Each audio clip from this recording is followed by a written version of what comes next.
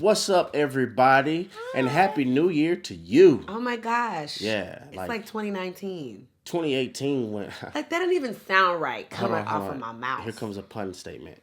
2018 went ghost. Pun intended. Like, that's what we're talking about today, right? That's what we're talking about today, right? When somebody goes ghost. I don't know. When somebody goes ghost, 2018 was like...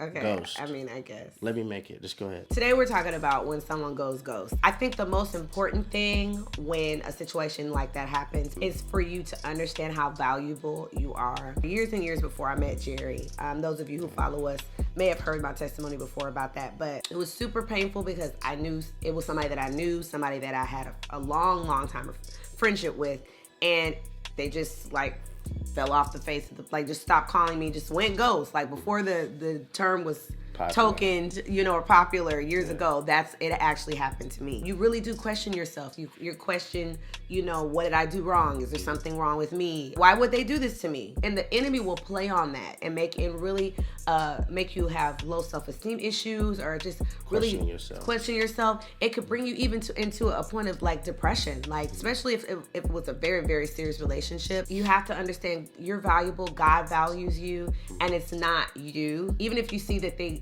got into another relationship or they got married, and, whether it's privately or publicly, you maybe find that out later. Just know that you're valuable, okay? And don't question that. Everybody claims to want something real until they meet somebody real with real standards, and it requires for you to be real committed, real faithful, real consistent, real genuine. And sometimes people have commitment issues to such a degree that you're so real that it exposes their fake. And since they don't want you to get the revelation that they're really wearing a mask, they go ghost. I don't want you to realize I'm really not here for your person. I'm really here because I view you as a purse. Right. They don't view you as a person, they view you as a purse. Like, what can I get from you? When Pharaoh let Moses and all the children of Israel go, he was like, oh snap, what have we done? We lost them and their services. Right. Some people only want you for your services. And when you can no longer give to them what they want from you, they no longer will stay in your life. I know you heard it before, but that was not rejection, it was protection. Oh yeah, man. For real. You would not be watching this webisode, telling you, if this dude didn't go ghost. I know. Because it made, sometimes when people go ghost, it opens up an atmosphere for the Holy Ghost to show you that I have better for your life. Holy Ghost. I mean, listen, so sometimes you really got to understand that maybe they didn't reject, they were removed. Yes. Because God is going to move somebody else in.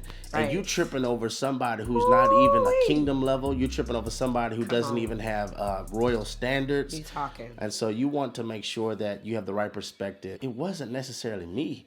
It's it's because of what God has for me. Right. I'm so valuable. Exactly. I'm so worth it. Listen. I have something so important on my life that God says I cannot allow you to get hooked up with someone that is a destiny deterrent. Come on. And listen, we're not going to deny that it's not hurtful. I was crushed. I was crying and things like that. So I'm not going to act like that's not a painful process. But listen, okay, dry the tears after that and listen, okay, get myself together. And mind you, this was years before I met my husband. At least, I think 4 or 5 years before I even met my husband.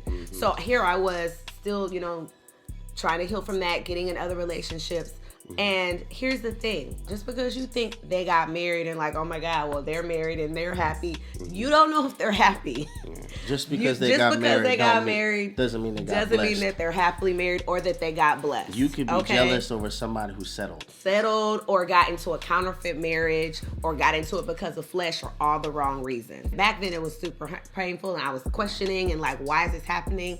I was Christian, I love God, I wanted God's will, I wanted to be married to the right man of God, and I thought that this was it, and it wasn't, and it just totally kind of threw me off. God was protecting me. God was like, nah, I got something better. We serve a God that operates with a you'll thank me later type of blessing. Most of the time when God does things, it has a you'll thank me later on it. Right. I know it don't feel like it right now.